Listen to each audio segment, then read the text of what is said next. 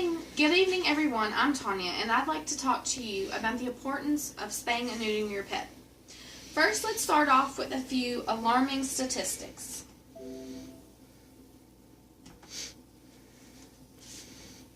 According to the Humane Society, there are approximately 70 million stray animals living in the United States.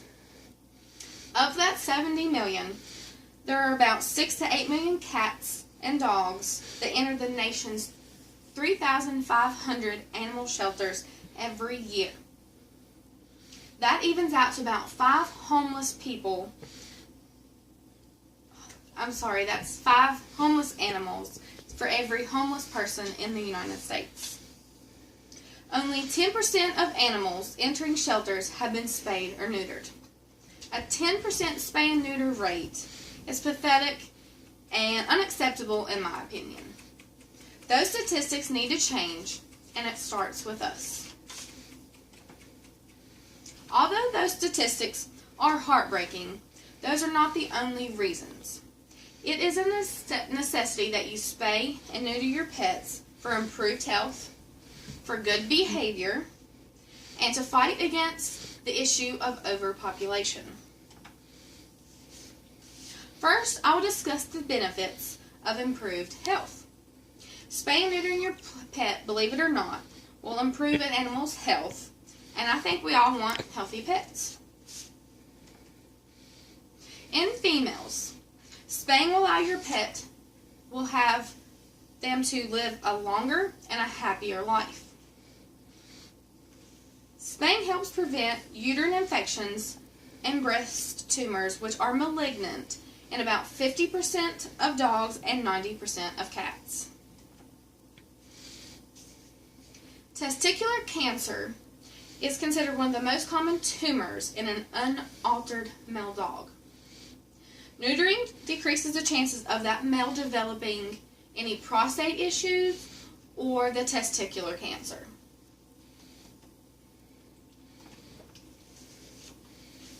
Next, I'll discuss the benefits that neutering or spaying your pet will help with your pet's behavior.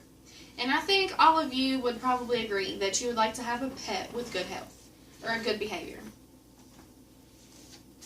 Spaying your female pet will prevent her from going into heat. When a female goes into heat, that only advertises males, which creates unwanted pregnancies. So not only will spaying prevent any unwanted litters, it will also prevent your pet from wandering off. Spaying will also prevent a female from frequently urinating, therefore you're going to have less accidents in your home. Neutering will help with males' behavior also. They are less likely to roam away, so that decreases the amount of accidents, such as from mating with other females that causes unwanted pregnancies. And it also decreases injury from male-on-male dog fights and from also deaths from automobile accidents. Spaying and neuter will benefit males and females, their behavior, because it eliminates them from marking their territory or spraying, and it also can help with aggression problems. A happy, healthy, and well-behaved animal is enough reason to spay and neuter. However, there is a serious problem of overpopulation, and that can be improved if everyone would spay and neuter their pet. There are 8 million dogs and cats that enter shelters in the United States every year. More than half of those animals will not make it out alive. Taxpayers spend $1 billion annually to pick up, to house, and to euthanize those homeless animals. There's no such thing as a responsible breeder.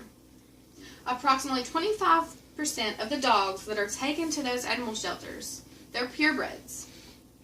All breeders, whether they're so-called responsible or they're puppy mills or even your neighbor next door, they contribute to the problem of overpopulation.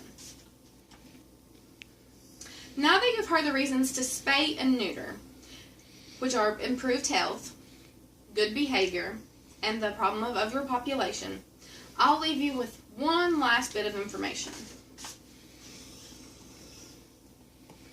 An unspayed female dog, her mate, and all of their offspring, plus the offspring's puppies, if none are neutered or spayed, they add up to 16 in 1 year, 128 in 2 years, 512 in 3 years, 2,048 in 4 years, 12,288 in 5 years, and 67,000 in 6 years.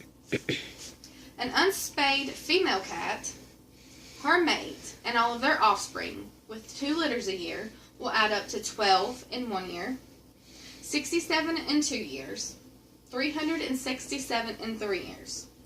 There's 66,088 in 6 years, and an alarming 11,606,077 in 9 years. Those statistics are very hard to even imagine. Spay and neuter your pets. That is the only option. Thank you for listening.